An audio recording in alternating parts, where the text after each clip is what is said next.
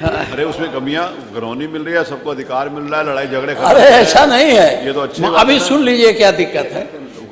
माननीय अध्यक्ष महोदय, आपकी अनुमति से प्रस्ताव करता हूं बस संख्या 24 उत्तर प्रदेश ग्रामीण आबादी अभिलेख विधेयक 2025 को एक प्रवर समिति के सुपुर्द कर दिया जाए, जो 1 माह में अपना रिपोर्ट दे। समिति के सदस्यों का नाम बाद में दिया है। माननीय योजना तो आपकी बहुत अच्छी है, लेकिन इसमें बहुत सारी बातें छूट गई।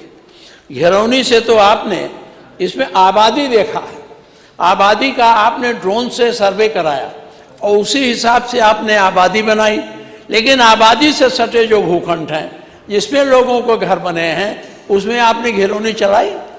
क्योंकि बहुत सी जमीन है साहब, जैसे बंजर है, कहीं खाली पड़ा था उसमें घर बनाया है, उसको आपने आबादी में नहीं जोड़ा, उसको उस पर आपने घिरौनी से नहीं दिखाया। उसको हमेशा डर बना रहेगा कि हमारा घर मुख्यमंत्री जी का बुलडोजर चला के कब गिरा दिया जाए। इसलिए इस पर व्यवस्था होनी चाहिए। ये व्यवस्था सबसे बड़ी जरूरत है।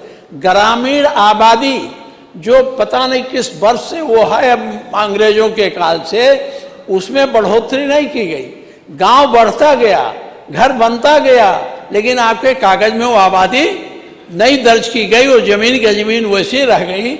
इसलिए रोज उस पर झगड़ा होता है। किसी बड़े आदमी थे, राजा हैं, कोई गया ना, खुशी हो गए, दे दिया, लो 2 हिस्सा घर बना लो। वो घर बना लिया, उसका नाम चढ़ा नहीं। अब राजा साहब का सिरवार रोड डंडा लेके जाता, घर खाली करो मेरा। इस तरह की लड़ाई है, इस पे निवारण करने का कोई है इसमें प्राविधान? बता दीजिए, है प्राविधान? सबसे ज्यादा झगड़ा इसी का है और इसके तरफ आपका ध्यान कम गया। दूसरे जो विवाद हैं, हम बहुत ज्यादा नहीं और लोग बोलेंगे, मैंने 2-3 बातों की तरफ आपका ध्यान आकृष्ट किया कि जो ग्रामीण आबादी से, जो ग्रामीण आबादी कागज में दर्ज है, उससे बढ़कर लोग घर बनाए हैं, उनको आबादी में सम्मिलित किया जाना चाहिए। जो अगल बगल प्रायोजित कोई भी जमीन हो जहां घर बनाए हैं, उनको नाम दर्ज करना चाहिए और उनको उसका स्वामित्व देना चाहिए। ये तो बहुत पुराना है, केवल आप स्वामित्व जो है उस स्वामित्व को बांट रहे हैं। जितने 50 साल पहले, 100 साल पहले आबादी थी, उनके बाबा ने घर बनाया, फिर वो जमीन में अपना बढ़ के बन गया, उसी तक कर रहे हैं। लेकिन मेरा सुझाव है, इसमें जो ऐसे मकान हैं, जो ऐसी जमीन है जहां लोगों ने बढ़ के घर बना लिया, उसको आबादी में जोड़ा जाए और उसकी घिरौनी बनाकर उनको उस जमीन का स्वामित्व दिया जाए। चाहे वो उनकी निजी जमीन हो, चाहे वो राजा लोगों की जमीन हो, चाहे वो ग्राम पंचायत की जमीन हो, उसका स्वामित्व उनको दिया जाए। अब बोलो मोना, बोलो राहुल, बोलो राहुल। जैसे माने, देखो इनसे कुछ सीखो, इन्होंने सिर्फ पॉइंट टू पॉइंट बात करी, वैसे मुझे मालूम है तुम भी बात करोगे। पहली बार बोल रहा था, मेडिंग स्पीच है सर, मेडन स्पीच। नहीं, कोई ऐसा सदस्य नहीं है जो 4 साल में बोला ना हो, ऐसा नहीं है। एक आदमी बोलो बोलो, प्लीज बोलो प्लीज।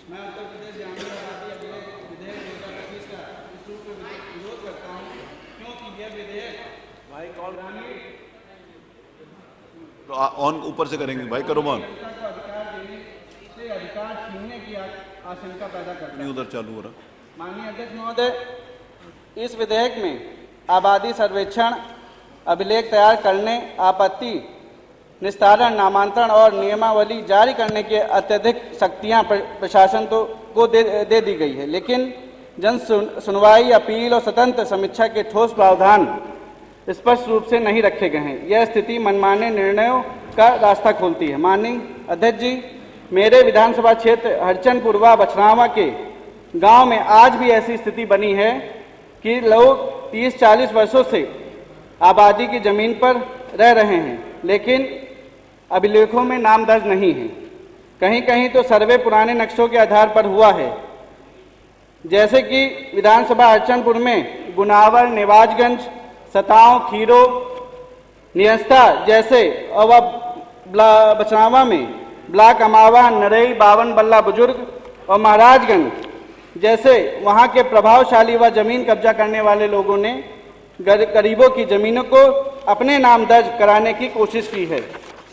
इस विधेयक के तहत तैयार करने की जाने वाली धारणी और आबादी मानचित्र को लगभग अंतिम रूप दे दिया गया है, जबकि ग्रामीण क्षेत्रों में सीमाएं, रास्ता, नालियां, सार्वजनिक स्थल और आबादी की स्थिति वर्षों से विवादित रहती है।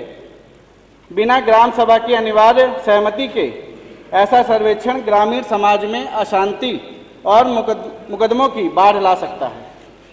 माननीय अध्यक्ष महोदय, धारा 12 और 13 के अंतर्गत सर्वेक्षण बंद होने के बाद भी प्रशासन को अद्यतनकरण और नामांतरण की शक्तियां दी गई हैं, लेकिन समय सीमा और जवाबदेही तय नहीं है।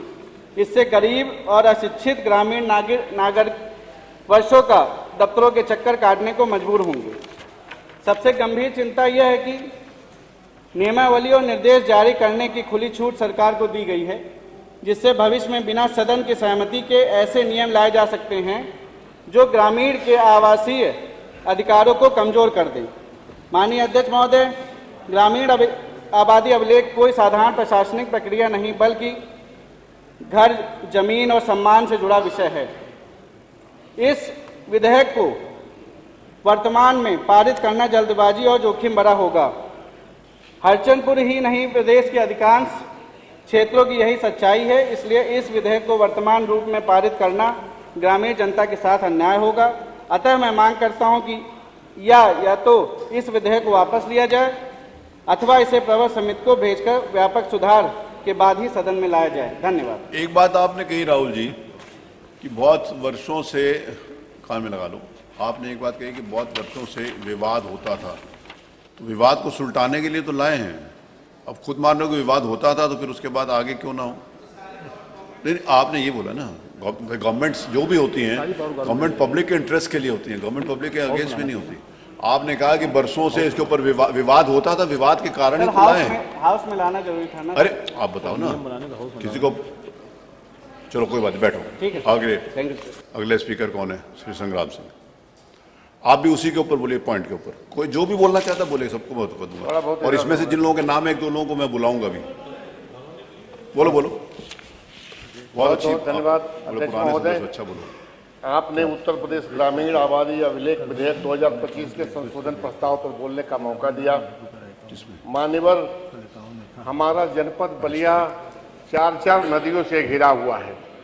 हमारे जनपद बलिया में जो बाढ़ आती है तो हर साल कुछ न कुछ हमारे लोग कट करके और आकर के कभी बंधों पर, कभी सड़कों पर आकर के जीवन यापन करते हैं। आज भी ये स्थिति हमारे यहाँ है। ये सरकार जो प्रस्ताव लेकर के आई है, हमारे जनपद में एक बार सर्वे करा लेते माननीय मंत्री जी, कितने लोग हमारे, जब गांव का गांव गिर गया, इस समय भी आज भी बाढ़ आई थी तो उसमें कितने गांव गिर गए, जिसमें बहुत अधिक आबादी आकर के बंधों पर और सड़कों पर। हमारी विधानसभा में तितारपुर व बनौली, इच्छा चौबे पूरा के कटान की वजह से आकर के सड़क पर दलित वर्ग के लोग सड़कों पर आकर के बसे हुए हैं और बहुत NH 31 पर इतने एक्सीडेंट हो रहे हैं कि बहुत से हमारे साथी, दलित साथी अपने बच्चों को खो देते हैं, अपने परिवार को खो देने का काम करते हैं। ये प्रस्ताव जब आप लेकर के आए हैं तो वर्षों से माननीय कांसीराम साहब ने कहा था जो जमीन सरकारी है वो जमीन हमारी है। आप भी इस बात को कहते हैं क्या? मैं भी कहता हूं, जो सरकारी जमीन, सरकारी आप भी इस बात को कह रहे हैं क्या? 70 सालों से अध्यक्ष महोदय बस आपसे नहीं कर सकते, संरक्षण चाहते हैं। हमारे दलित और पिछड़ी जातियों के लोग, हमारे पिछड़े और दलित जातियों के लोग सरकारी जमीनों पर 70 सालों से बसे हुए हैं और ये सरकार जब चाहती है बुलडोजर चला करके उनको नेस्तनाबूद करने का काम करती है। एक तरफ अच्छा प्रस्ताव आप ले आते हैं, उनको भी उसमें सर्वे में आप शामिल करते हैं। जमीन मानता हूं बड़े बड़े लोगों की है, किसी दलित के पास कोई जमीन नहीं है। सर, आप आज भी अपने गांव में, गलियों में हमारे विधायक जाते होंगे तो दलित बस्तियों में छोटी सी जगह है, पतली गलियां हैं, पानी बहने की जगह नहीं है, नालियां बजा रही हैं।